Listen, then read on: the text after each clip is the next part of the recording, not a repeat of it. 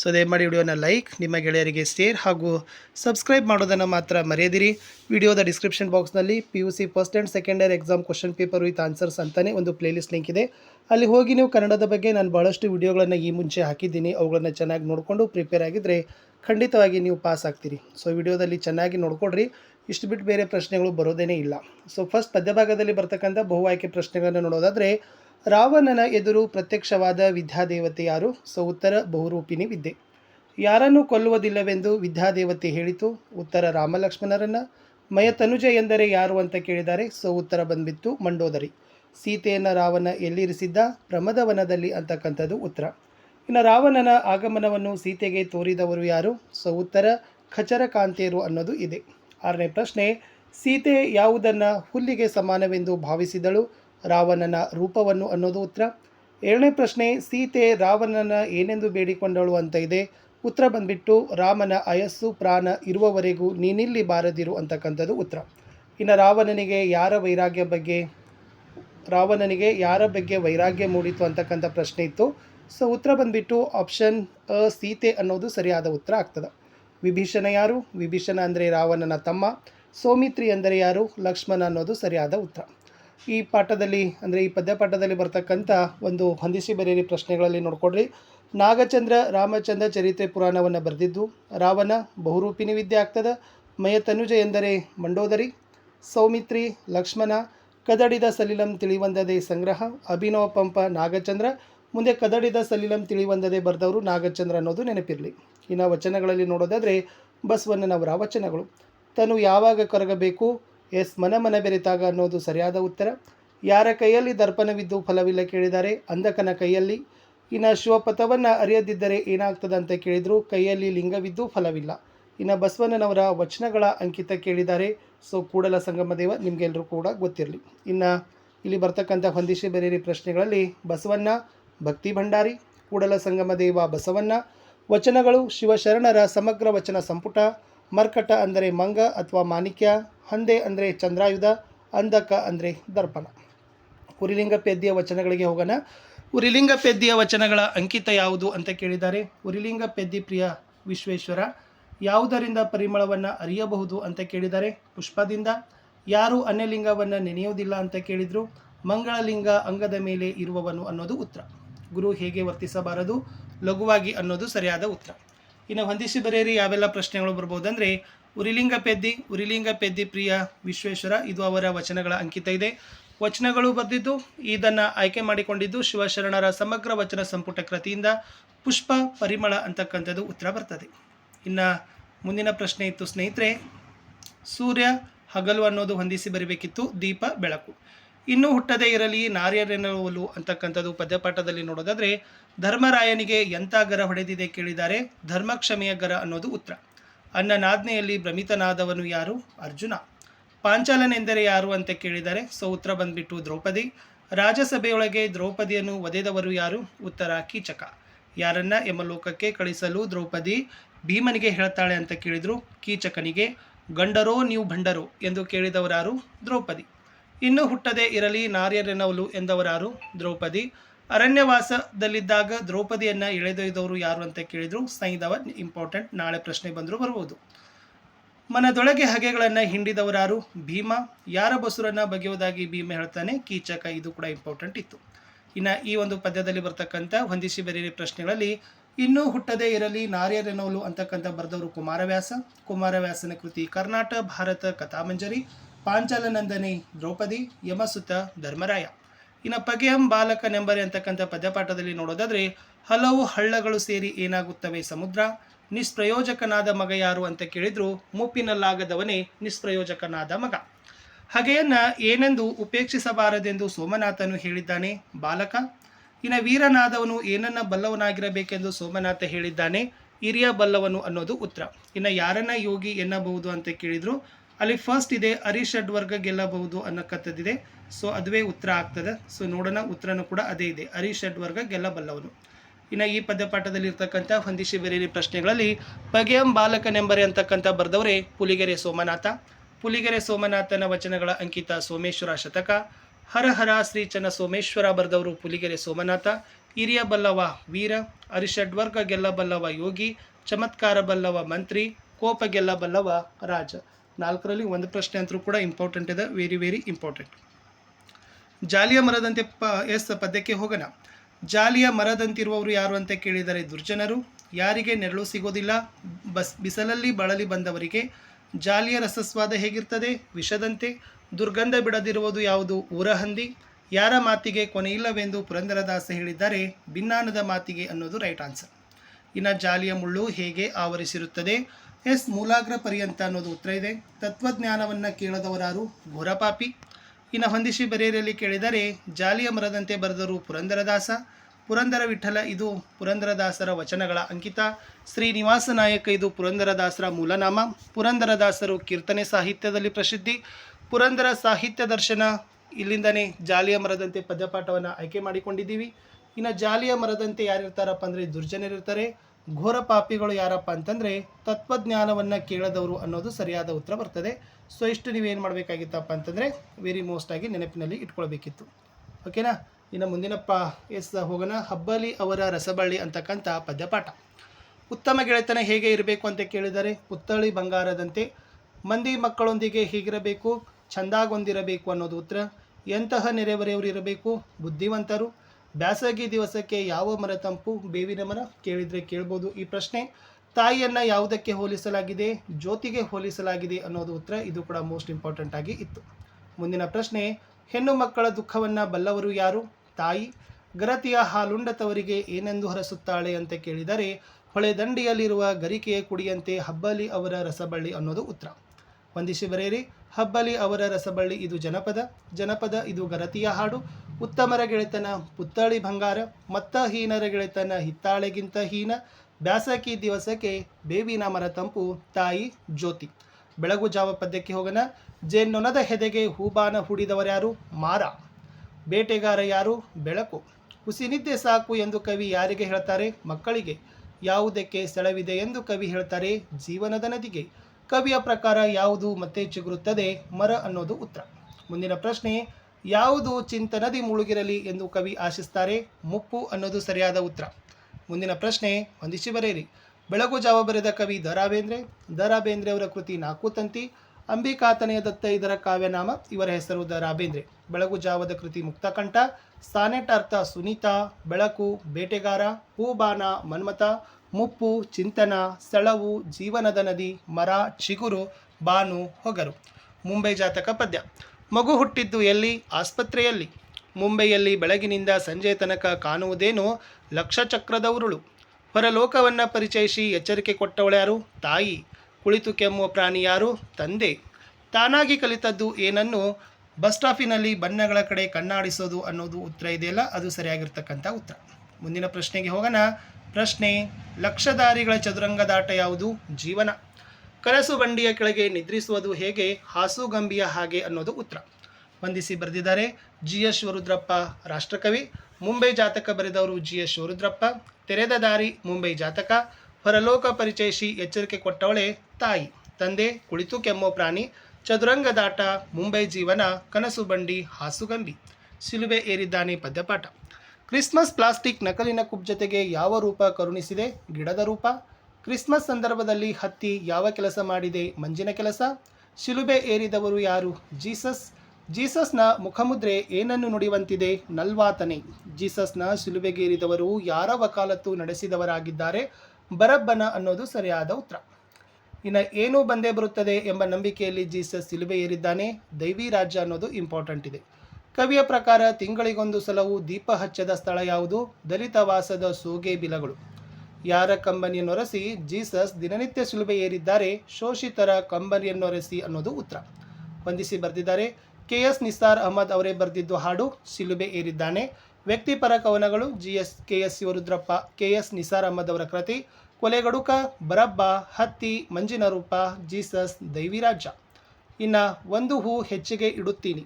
ಮುದುಕಿಯ ಭಯಕ್ಕೆ ಕಾರಣವೇನು ಅಂತಂದರೆ ಫೋನ್ ಜನಗಡುತ್ತಿದೆ, ಸೊಸೆ ಏನೆನ್ನುವಳು, ಮಗ ಗದರುವನು. ಮುದುಕಿಗೆ ಯಾರಿಂದ ಫೋನ್ ಕರೆ ಬಂದಿತ್ತು? ಮುದುಕನಿಂದ. ಮುದುಕ ಇರುವುದೆಲ್ಲಿ ಅಂತ ಕೇಳಿದರೆ ಉತ್ತರ ನೋಡೋಣ. ಅಸ್ಸಾಂ ಅಂತ ಇರ್ಬೋದು ಅಂತ ಅನಿಸುತ್ತೆ.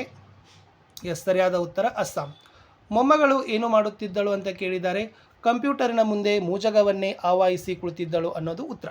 ಮುದುಕಿ ಯಾರ ದೇವರಿಗೆ ಹರಕೆ ಹೊತ್ತಳು? ಗುಟ್ಟೆ ಮಲ್ಲಪ್ಪನಿಗೆ ಅನ್ನೋದು ಉತ್ತರ ಇದೆ. Very important. ಹೊಂದಿಸಿ ಬರೆದಿದ್ದಾರೆ. ಲಲಿತಾ ಸಿದ್ದಬಸವಯ್ಯ ಅವರು ಬರೆದಿದ್ದ ಹಾಡೆ ಒಂದು ಹೂ ಹೆಚ್ಚಿಗೆ ಇಡುತ್ತೀನಿ. ಒಂದು ಹೂ ಹೆಚ್ಚಿಗೆ ಇಡುತ್ತೀನಿ ಪದ್ಯಪಾಠವನ್ನು ಕವಿತೆ 2008ರಿಂದ ಆಯ್ಕೆ ಮಾಡಿದ್ದಾರೆ. ಮುದುಕ ಅಸ್ಸಾಂನಲ್ಲಿರ್ತಾನೆ, ಮೊಮ್ಮಗಳು ಕಂಪ್ಯೂಟರ್, ಮುದುಕಿಯ ಪ್ರಾರ್ಥನೆ ಗುಟ್ಟೆ ಮಲ್ಲಪ್ಪನಿಗೆ. ಗುಟ್ಟೆ ಮಲ್ಲಪ್ಪ ಒಂದು ಹೂ ಹೆಚ್ಚಿಗೆ ಇಡುತ್ತೇನೆ. ಮುಂದಿನ ಹಾಡು ಹತ್ತಿ ಚಿತ್ತ ಮತ್ತು. ಎಣ್ಣೆಯಲ್ಲಿ ನೆನೆದ ಬತ್ತಿ ಹೇಗೆ ಕಾಣುತ್ತದೆ? ಮಿಂದು ಮುಡಿಯಟ್ಟ ಭಕ್ತನಂತೆ. ಚಿತ್ತವನ್ನು ಯಾವುದಕ್ಕೆ ಹೋಲಿಸಲಾಗಿದೆ? ಹತ್ತಿ ಬೀಜ. ಅನಾಥ ಭಾವವನ್ನು ಸೂಚಿಸೋ ಪದ ಯಾವುದು? ಅಮ್ಮನಿದ್ದು ಬಾಟಲಿ ಹಾಲಿಗೆ ಹೊಯ್ದಾಡುವ ಮಗು ಇಸ್ ದ ರೈಟ್ ಆನ್ಸರ್. ಹತ್ತಿಯ ಬೀಜಕ್ಕೆ ಯಾವುದು ತಪ್ಪದ ಕರ್ಮ? ಬೆಣ್ಣೆಯಾಗುವ ಕರ್ಮ. ವ್ಯರ್ಥವಿಲ್ಲದ ಕೆಲಸವು ಯಾವುದು? ಬತ್ತಿ ಬೆಸೆಯುವ ಕೆಲಸ. ಹೊಂದಿಸಿ ಬರೆದಿದ್ದೀವಿ. ಹತ್ತಿ ಚಿತ್ತ ಮತ್ತು ಬರೆದವರು ಟಿ ಯಲ್ಲಪ್ಪ. ಟಿ ಯಲ್ಲಪ್ಪರ ಕೃತಿ ಚಿಟ್ಟೆ ಮತ್ತು ಜೀವಯಾನ. ಹಚ್ಚಿಟ್ಟ ಹನತೆ, ಮಿಂದು ಮುಡಿಯುಟ್ಟ ಭಕ್ತ, ಬಾಟಲಿ ಹಾಲು, ಅನಾಥ ಭಾವ, ಹತ್ತಿಯ ಬೀಜ, ಬೆಣ್ಣೆಯಾಗುವ ಕರ್ಮ. ಒಮ್ಮೆ ನಗುತ್ತೇವೆ ಅಂತಕ್ಕಂಥ ಪದ್ಯಪಾಠಕ್ಕೆ ಹೋಗುವ. ದನಗಳಿಗೆ ಏನಿಲ್ಲ ಅಂತ ಕೇಳಿದ್ದಾರೆ. ಸೊ ಮೇವಿಲ್ಲ ಅನ್ನೋದು ಸರಿಯಾದ ಉತ್ತರ. ಜನರಿಗೆ ಯಾವುದಕ್ಕೆ ಗತಿಯಿಲ್ಲ? ನೀರು ಗಂಜಿಗೂ. ಕವಯಿತ್ರಿ ಯಾರಲ್ಲಿ ಮೊರೆ ಇಡುತ್ತಾಳೆ? ನಂಬಿರದ ದೇವರಲ್ಲಿ. ಕವಯಿತ್ರಿ ಯಾವುದಕ್ಕೆ ಧಿಕ್ಕಾರವಿರಲಿ ಎನ್ನುತ್ತಾಳೆ? ದೀನದಲಿತನಕ್ಕೆ. ಎಲ್ಲರನ್ನೂ ಯಾವುದರಿಂದ ಪಾರು ಮಾಡುತ್ತೇನೆಂದು ಕವಯಿತ್ರಿ ಹೇಳುವಳು? ಹೊಗೆಯಿಂದ. ಇಲ್ಲಿ ಎರಡೇ ಎರಡು ಹೊಂದಿಸಿ ಬರೆಯಿರಿ. ಒಮ್ಮೆ ನಗುತ್ತೇವೆ ಅಂತಕ್ಕಂಥ ಬರೆದವರು ಸುಕನ್ಯಾ ಮಾರುತಿ. ನಾನೆಂಬ ಮಾಯೆ, ಒಮ್ಮೆ ನಗುತ್ತೇವೆ ಅನ್ನೋದು ಉತ್ತರ. ಇಷ್ಟೆಲ್ಲ ಪದ್ಯಪಾಠದ ಪ್ರಶ್ನೆಗಳನ್ನು ನೋಡಿದ್ದೀವಿ. ಇನ್ನು ಗದ್ಯ ಭಾಗಕ್ಕೆ ಹೋಗುವ. ಬಸಲಿಂಗನ ಹೆಂಡತಿಯ ಹೆಸರು ಸಿದ್ಲಿಂಗಿ. ಬಸಲಿಂಗನಿಗೆ ಕಾಣಿಸಿಕೊಂಡ ತೊಂದರೆ ಯಾವುದು? ಕಣ್ಣು ನೋವು. ಬಸಲಿಂಗನಿಗೆ ಮೊದಲು ಯಾವ ಕಣ್ಣಿನಲ್ಲಿ ನೋವು ಆರಂಭವಾಯಿತು? ಎಡಗಣ್ಣು ನೆನಪಿರಲಿ. ಮುಟ್ಟಿಸಿಕೊಂಡವನು ಕಥೆಯಲ್ಲಿ ಬರುವ ಸರ್ಕಾರಿ ಆಸ್ಪತ್ರೆಯ ವೈದ್ಯನ ಹೆಸರು? ಡಾಕ್ಟರ್ ತಿಮ್ಮಪ್ಪ. ಸರ್ಕಾರಿ ಆಸ್ಪತ್ರೆಯ ಬಗ್ಗೆ ಬಸಲಿಂಗನಲ್ಲಿದ್ದ ಅಭಿಪ್ರಾಯವೇನು? ದಿಕ್ಕು ದಿವಾಳಿ ಇಲ್ಲದವರು ಹೋಗುವ ಜಾಗ. ಬಸಲಿಂಗನು ಡಾಕ್ಟರ್ ತಿಮ್ಮಪ್ಪನಿಗೆ ಏನೆಂದು ಸುಳ್ಳು ಹೇಳಿದ? ತಲೆಗೆ ನೀರು ಸೊಂಕಿಸಿಯೇ ಇಲ್ಲ. ಬಸಲಿಂಗ ವೈದ್ಯರಿಗಾಗಿ ಅಲೆದಾಗ ಜೊತೆಗಿದ್ದ ರಾಜಕಾರಣಿ ಯಾರು? Rudrappa is the right answer. ಬಸಲಿಂಗನ ಕಾಯಿಲೆ ದೇಹದ ಮಟ್ಟದಿಂದ ಯಾವ ಸ್ತರವನ್ನು ತಲುಪತೊಡಗಿತ್ತು ಅಂತ ಕೇಳಿದ್ದಾರೆ.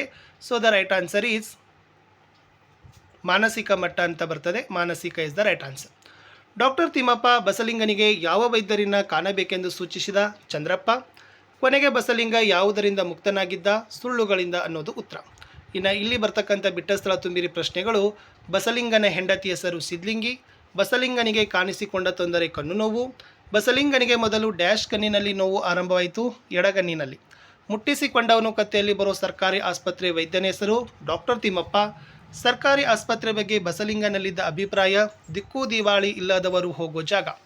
ಬಸಲಿಂಗನು ಡಾಕ್ಟರ್ ತಿಮ್ಮಪ್ಪನಿಗೆ ಯಾವ ಸುಳ್ಳು ಹೇಳಿದ? ತಲೆಗೆ ನೀರು ಸೋಂಕಿಸಿಯೇ ಇಲ್ಲ. ಬಸಲಿಂಗ ವೈದ್ಯರಿಗಾಗಿ ಅಲೆದಾಗ ಜೊತೆಗಿದ್ದ ರಾಜಕಾರಣಿ? ರುದ್ರಪ್ಪ. ಬಸಲಿಂಗನ ಕಾಯಿಲೆ ದೇಹ ಮಟ್ಟದಿಂದ ಡ್ಯಾಶ್ ಮಟ್ಟ ತಲುಪಿತು? ಮಾನಸಿಕ ಮಟ್ಟ. ಡಾಕ್ಟರ್ ತಿಮ್ಮಪ್ಪ ಬಸಲಿಂಗನಿಗೆ ಡ್ಯಾಶ್ನವರನ್ನು ಕಾಣಬೇಕೆಂದು ಸೂಚಿಸಿದ? ಡಾಕ್ಟರ್ ಚಂದ್ರಪ್ಪ. ಕೊನೆಗೆ ಬಸಲಿಂಗ ಮುಕ್ತನಾಗಿದ್ದು ಸುಳ್ಳುಗಳಿಂದ. ಮುಂದಿನ ಪಾಠ ವಾಲ್ಪರೈ ಅಭಿವೃದ್ಧಿ ತಂದ ದುರಂತ. ಬ್ರಿಟಿಷರಲ್ಲಿ ಹಾಯ್ದು ಬಂದಿರುವ ಅನುಷಂಗಿಕ ಗುಣ ಯಾವುದು? ಹೊಸತನವನ್ನು ಶೋಧಿಸುವ ಅನ್ವೇಷಿಸುವ ಪ್ರವೃತ್ತಿ. ವಾಲ್ಪರೈಗೆ ಬಂದ ಬ್ರಿಟಿಷ್ ಪ್ರಜೆ? ಕಾರ್ವೇರ್ ಮಾರ್ಷ. ಮಾರ್ಷ್ ವಾಲ್ಪರೈಗೆ ಬಂದ ವರ್ಷ 1890. ಮಾರ್ಷ್ನ ಜೊತೆಗಾರನ ಹೆಸರು? ಪೂನಚ್ಚಿ. ಕೆಂಪು ಪಟ್ಟಿಗೆ ಸೇರಿದ ಪ್ರಾಣಿ ಯಾವುದು? ಸಿಂಹಬಾಲದ ಕೋತಿ. ವಾಲ್ಪರೈನ ದುರಂತದ ಮೂಲ ಬೀಜಗಳು ಯಾವ ರೂಪದಲ್ಲಿ ಬಂದವು? ಚಹಾ ಗಿಡ. ಬಿಟ್ಟ ಸ್ಥಳ. ಬ್ರಿಟಿಷರಲ್ಲಿ ಹಾಯ್ದು ಬಂದಿರುವ ಅನುಷಂಗಿಕ ಗುಣ ಡ್ಯಾಶ್ ಪ್ರವೃತ್ತಿ? ಹೊಸತನವನ್ನು ಶೋಧಿಸುವ ಅನ್ವೇಷಿಸುವ. ವಾಲ್ಪರೈಗೆ ಬಂದ ಬ್ರಿಟಿಷ್ ಪ್ರಜೆ? ಕಾರ್ವೇರ್ ಮಾರ್ಷ. ಮಾರ್ಚ್ ಡ್ಯಾಶ್ರಲ್ಲಿ ವಾಲ್ಪರೈಗೆ ಬಂದಿದ್ದ 1890. ಮಾರ್ಷ್ನ ಜೊತೆಗಾರನ ಹೆಸರು ಅಂತ ಕೇಳಿದರು?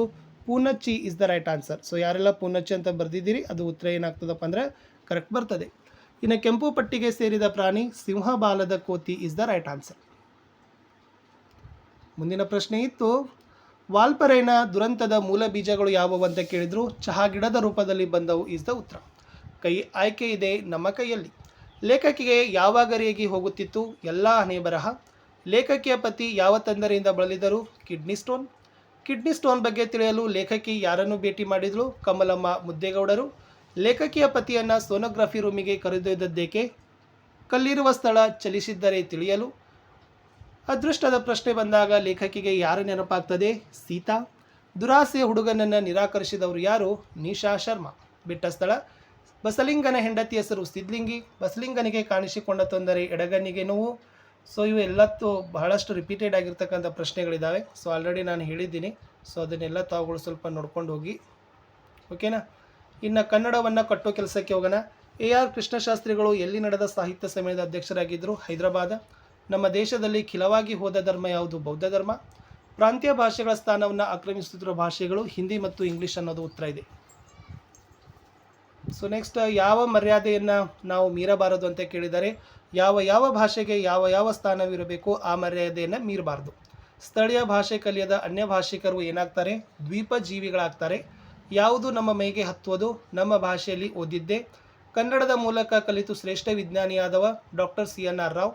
ತಮ್ಮ ರಾಜ್ಯದಲ್ಲಿ ತಾವೇ ತಬ್ಬಲಿಗಳಾಗುತ್ತಿರುವರು ನಾವು ಕನ್ನಡಿಗರು. ಬದುಕು ಯಾವುದನ್ನು ಬಿಟ್ಟು ಇರೋದಿಲ್ಲ? ಭಾಷೆಯನ್ನು ಬಿಟ್ಟು. ಕನ್ನಡದ ಸಮಸ್ಯೆಗೆ ಪರಿಹಾರ ದೊರಕಿಸಲು ನಾವು ಏನು ಮಾಡಬೇಕು? ಪ್ರತಿಯೊಬ್ಬ ಕನ್ನಡಿಗನು ಅಂಗುಲದಲ್ಲಿಯೂ ಕನ್ನಡಿಗನಾಗಬೇಕು ಅನ್ನೋದು ಉತ್ತರ. ನೋಡಿ ಎಷ್ಟು ಚೆನ್ನಾಗಿ ಕವಿಯ ಭಾವನೆ ಇದೆ. ಬಿಟ್ಟ ಸ್ಥಳ AR ಕೃಷ್ಣಶಾಸ್ತ್ರಿಗಳು ಡ್ಯಾಶ್ನಲ್ಲಿ ನಡೆದ ಸಾಹಿತ್ಯ ಸಮ್ಮೇಳನದ ಅಧ್ಯಕ್ಷರಾಗಿದ್ದರು? ಹೈದರಾಬಾದ್. ನಮ್ಮ ದೇಶದಲ್ಲಿ ಖಿಲವಾಗಿ ಹೋದ ಧರ್ಮ? ಬೌದ್ಧ ಧರ್ಮ. ಪ್ರಾಂತೀಯ ಭಾಷೆಗಳ ಸ್ಥಾನವನ್ನು ಡ್ಯಾಶ್ ಭಾಷೆಗಳು ಆಕ್ರಮಿಸಿವೆ? ಹಿಂದಿ, ಇಂಗ್ಲೀಷ್. ಡ್ಯಾಶ್ನ ಮರ್ಯಾದೆಯನ್ನು ನಾವು ಮೀರಬಾರದು. ಯಾವ ಭಾಷೆಗೆ ಯಾವ ಸ್ಥಾನವಿರಬೇಕು? ಸೊ ಇವೆಲ್ಲ ಏನಾಗಿದ್ದವಪ್ಪ ಅಂದ್ರೆ ಬಹು ಆಯ್ಕೆಗಳಲ್ಲಿ ಬಂದಿರತಕ್ಕಂಥ ಪ್ರಶ್ನೆಗಳೇ ಇತ್ತು. ಬದುಕು ಡ್ಯಾಶ್ ಬಿಟ್ಟಿರೋದಿಲ್ಲ, ಭಾಷೆ. ಸೊ ಎಲ್ಲ ಹೇಳಿದ್ದೀನಿ. ಧನಿಗಳ ಬೆಲೆ ಲೋಟದಕ್ಕೆ ಹೋಗೋಣ. ಧನಿಗಳ ಮನೆಯ ಪಕ್ಕದಲ್ಲಿ ಹರಿಯುತ್ತಿದ್ದ ಹೊಳೆ? ಶಾಂಭವಿ ಹೊಳೆ. ನೆಕ್ಸ್ಟ್, ಗುಡ್ಡ ಹೊಳೆಯಲ್ಲಿ ಯಾವ ಆಟ ಆಡುತ್ತಿದ್ದ ಅಂತ ಕೇಳಿದರೆ ಮರಿಮೀನು ಹಿಡಿಯುವ ಆಟ ಅನ್ನೋದಿದೆ ನೋಡಿ, ಅದು ಉತ್ತರ ಆಗಿತ್ತು. ಧನಿಗಳ ಹೆಸರು ಕೇಳಿದ್ದಾರೆ ವೆಂಕಪ್ಪಯ್ಯ. ಬೆಳ್ಳಿ ಲೋಟವನ್ನು ಲಪಟಾಯಿಸಿದ ಅಪವಾದವನ್ನು ಯಾರ ಮೇಲೆ ಹೊರಿಸಿದ್ರು? ಚಿನ್ನಮ್ಮನ ಕುಟುಂಬದ ಮೇಲೆ. ಧನಿ ಎಂದಿಗೂ ಯಾರನ್ನ ನಂಬೋದಿಲ್ಲ? ಒಕ್ಕಲು ಮಕ್ಕಳನ್ನು. ಧನಿಗಳು ಹೊಳೆಯ ಹೂಳೆತ್ತಲು ಯಾರಿಗೆ ಸೂಚಿಸಿದ? ಕುದುಪನಿಗೆ. ಬೆಳ್ಳಿ ಲೋಟ ಏನನ್ನು ಕಳೆದುಕೊಂಡಿತ್ತು? ಬನ್ನಗಾಂಭೀರ್ಯ. ಧನಿಗಳ ದಾಂಪತ್ಯಕ್ಕೆ ಯಾವುದು ಮುಖ್ಯ ಸಾಕ್ಷಿಯಾಗಿತ್ತು? ಬೆಳ್ಳಿ ಲೋಟ. ಸೊ ಆಲ್ರೆಡಿ ಈ ಪ್ರಶ್ನೆಗಳನ್ನು ಕೂಡ ನಾವು ಬಿಟ್ಟ ಸ್ಥಳದಲ್ಲಿದ್ದು ಸೊ ಏನು ಮಾಡಿದ್ದೀವಿ, ಕೊಟ್ಟಿದ್ದೀವಿ ನಿಮಗೆ. ಸೊ ಅದನ್ನು ನೀವು ಚೆನ್ನಾಗಿ ಅದನ್ನು ನೋಡ್ಕೊಡ್ರಿ. ಬದುಕನ್ನು ಪ್ರೀತಿಸಿದ ಸಂತ. ದೇವರಿಗೆ ಹತ್ತಿರವಾದವರು ಯಾರು ಕೇಳಿದ್ದಾರೆ? ಭಗವಂತನ ಸೃಷ್ಟಿಯಲ್ಲಿರುವವರೆಲ್ಲ ಆತನ ಬಂಧುಗಳೇ. ಯಾರು ಅವರುಗಳ ಸೇವೆ ಮಾಡುತ್ತಾರೋ ಅವರೇ ದೇವರಿಗೆ ಹತ್ತಿರರಾದವರು. ಚಿಪ್ ಎಂದರೇನು? ಅಗತ್ಯ ಮಾಹಿತಿಯನ್ನು ಕ್ರೋಢೀಕರಿಸುವ ಸೂಕ್ಷ್ಮ ಎಲೆಕ್ಟ್ರಾನಿಕ್ ಸಾಧನ.